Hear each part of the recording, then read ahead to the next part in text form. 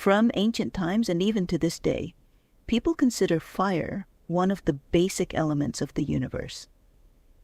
Interpretations of fire in ancient mythologies vary greatly, with fire viewed as a creative and cleansing force, as well as a destructive and punishing one. Due to its life-giving qualities, fire is closely associated to the gods in the ancient world. As fire is divine and heavily associated with creation of food, creation of warmth, and so on, a lot of ancient myths imply that fire was meant for the gods, not mankind, to control. Therefore, the giving of fire, or more often the theft of fire for the benefit of humanity who were not meant to hold such power, is a theme that recurs in many world mythologies. Thus we have heroes and divine tricksters in ancient mythologies who would steal fire and cheat death to give mankind a bit of that power of creation. The most famous story is easily the story of the Titan Prometheus from Greek mythology, who stole the heavenly fire for humanity, thereby enabling the progress of civilization. In Polynesian mythology, Maui stole fire from the fire goddess Mahuika. In North America, there is a myth from the Ojibwa people of Nanabozho the hare that stole fire and gave it to the humans. Zeus gave the Titan Prometheus a mission to form men from water and earth.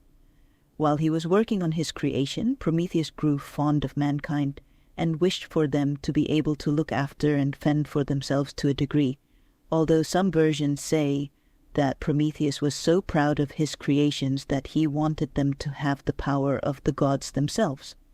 Nevertheless, Prometheus decided to steal one of the great powers of the gods, fire. Prometheus tricked the goddesses by throwing a golden pear with a message for the most beautiful goddess of all. The goddesses, who each thought that the pear was meant for them, started a fight over the fruit while the gods looked on. While they were all distracted, Prometheus stole the fire from the workshop of Hephaestus, the god of fire and metalwork. Prometheus happily took the fire with him in a hollowed reed, brought it down to earth, and gave it to mankind. This angered Zeus. He told Hephaestus to chain Prometheus on Mount Caucasus, where the eagle would eat his liver for all eternity. Much later, Heracles, on his journey to fulfill his 12 labors, passed by Mount Caucasus, killed the eagle, and freed the chained Titan. Zeus agreed to grant Prometheus his freedom, provided that Prometheus wore a reminder of his punishment forever in the form of a steel ring taken from the chains that bound him. Since then, it is said mankind started creating rings in order to celebrate Prometheus and show their appreciation of his help. The famous legend of Prometheus is told at length by Hesiod and pervades ancient literature through Greek and Roman times. In literature, it has been immortalized by Aeschylus's play Prometheus Bound. In visual arts, representations of the various parts of the legend survived from Greek and Roman art. Some artworks found include an ivory plaque from the sanctuary of Artemis and a number of early vase paintings from the 7th and 6th century BC. There are also a few red-figured vase paintings of Prometheus and numerous engraved gems, wall paintings, lamps, sarcophagi, and other reliefs from the Roman period.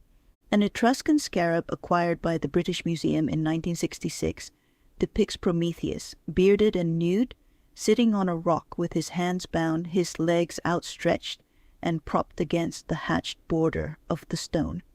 The agony of Prometheus is depicted in the rendering of the face, with the half-closed eyes and distorted mouth.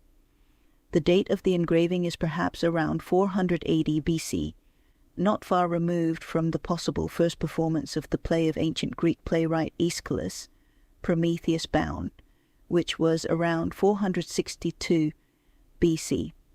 Aeschylus's version of Prometheus provides a more layered depiction of the Titan, and it has become one of the more important resources used to study the character of Prometheus in more depth. In the work of Aeschylus, Prometheus is a rich, much-discussed character. Later literature acknowledged his importance and provide various interpretation of the character of Prometheus, such as Prometheus as a defender of humanity or an incarnation of the folly of attempting to help man against the god's will, or even a mere living proof of the hostility of divinity toward man. One evening, Maui lay beside his fire, staring into the flames. He watched the flames and wondered where fire came from. In the middle of the night, while everyone was sleeping, Maui went from one village to another, from one end of the world to the next, and extinguished all the fires until not a single fire burned in the world. The next morning there was uproar amongst mankind. No one could cook or keep themselves warm, making them very frightened. The people in Maui's village had heard of Mahuika, the fire goddess who lived in a scorching mountain at the end of the world, but none of them were eager to meet her. So Maui offered to set out in search of Mahuika. He walked to the end of the earth and found a mountain glowing red with heat. Although he entered the mountain confidently, nothing could prepare Maui for what he saw. Mahuika rose up before him, fire burning from every pore of her body, her hair a mass of flames, her arms outstretched, and there were only black holes where her eyes once were. Maui asked her for fire, and Mahuika pulled a fingernail from one of her burning fingers to give to him. "Take this fire as a gift to your people. Honor it as you honor me," she said to him kindly. Maui left the mountain, taking with him the fingernail of fire. However, Maui's curiosity was still unsated. As he walked along the side of the road, he thought, "What if Mahuika had no fire left? Then where would we get our fire?" He quickly threw the fingernail into a stream and headed back to Mahuika's cave. He told her that he tripped and fell and asked for another fingernail. Mahuika gave Maui another one of her fingernails. But a bit further away from the mountain, Maui soon extinguished this fingernail as well and returned to Mahuika with another excuse, so she provided another of her fingernails. This continued until Mahuika had used all her fingernails and had even given up her toenails. When Maui returned to ask for another, Mahuika felt tricked and furiously threw the burning toenail to the ground.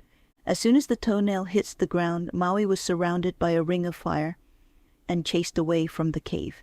He changed himself into a hawk and escaped to the sky, but the flames burned so high that they singed the underside of his wings. He dove towards a river to avoid the flames in the coolness of the water, but the heat of the great fire made the water boil. Maui became desperate and called on his ancestor Tauhiri Matea, the god of the weather, for help. Then a mass of clouds gathered and a torrent of rain fell to put out the many fires. Mahuika's mountain of fire no longer burned. Mahuika took her very last toenail and threw it at Maui in anger. The toenail of fire missed Maui and flew into the trees, planting itself in the kaikomako tree, Penantia corymbosa. When Maui returned to his village, he brought back dry wood from the kaikomako tree and showed them how to rub the dry sticks together, forming friction which could start a fire. To this day, it is said the kahu, the native hawk of New Zealand, still retains the red and brown singe feathers on the underside of its wings, a reminder of how close Maui was to death because of his curiosity. In many cultures, people practice rituals related to fire. These rituals are often based on myths and legends about fire gods and beliefs associated with fire. In ancient Rome, a sacred flame associated with the goddess Vesta represented the idea of the hearth, the center of a household, and the national well-being, with the Vestal virgins keeping that flame alive. The divine origin of fire has very likely been the cause of its being introduced into ritual performances in Polynesian cultures. In Maori tradition, a special fire was generated by the officiating priest and accompanied by the recital of a karakia, a fire-kindling prayer. In order to endow the fire with the necessary powers, the priest would then direct it to the atua, god or gods, whose aid he seeks, because ka waka no hoia ninga atua ki tawa ahi, the gods were in that fire. In an echo of Maui's legend, where one person acts an intermediary between the humans and the divine source of fire, Some villages employ a person as Taunga Atua, medium of the gods, a prized post due to its close relationship to the gods and their favored element, carrying the widespread belief of fire being a heavenly quality. Because fire warms and gives off light like the sun, it often associated with the sun. Agni, the fire god in Hindu mythology, is said to have created the sun and the stars, as well as purify the souls of the dead from sin. Fire can also be a symbol of new life, as in the case of the phoenix, the mythical bird that is periodically destroyed by flames to be reborn from its own ashes. The Aztecs believed that the fire god Huehueteotl kept earth and heaven in place. At the end of each cycle of 52 years, all fires would be extinguished, and the priests of Huehueteotl lit a new flame for the people to use. Chinese mythology includes stories of Huilu, a celebrated magician and fire god said to have lived sometime before the reign of Tiku, 2436 to 2366 BC, who kept 100 firebirds in a gourd. By setting them loose, he could start a fire across the whole country. There was, in fact, an entire ministry of gods in charge of fire, headed by Lo Swan. He is described as having a face the color of ripe fruit of the jujube tree, red hair and red beard. He wore a red cloak, and his horse snorted flames from its nostrils, and fire darted from its hoofs. African traditions believe that animals gave fire to humans, a belief that is also widespread in other cultures. A myth from South Africa believes that an ostrich guarded fire under his wing until a praying mantis stole it. The mantis tricked the ostrich into spreading his wings and escaped with the fire. The fire destroyed the mantis, but from the ashes came 2 new mantises. A myth from Assam in northern India says that after losing a battle with water, fire hid in a bamboo stalk. A grasshopper saw it and told a monkey, who experimented on how to use fire. But a man saw the monkey and decided that he was more deserving of fire, so he stole it from the monkey. Like many legends, this myth portrays ownership and control of fire as something that was taken or stolen by humans. However, despite most of its good interpretations, the energy of fire also has its dangerous side. Fire features in the Christian image of hell as a place of fiery torment. Its flames bring punishment and suffering. In Europe and America, individuals accused of being witches were once burned at the stake, following the idea held by ancient cultures of the purifying quality of fire, which destroys evil, sorcery, or black magic. This practice goes back to the Assyrians, who called upon fire to undo the effects of evil witchcraft aimed at them.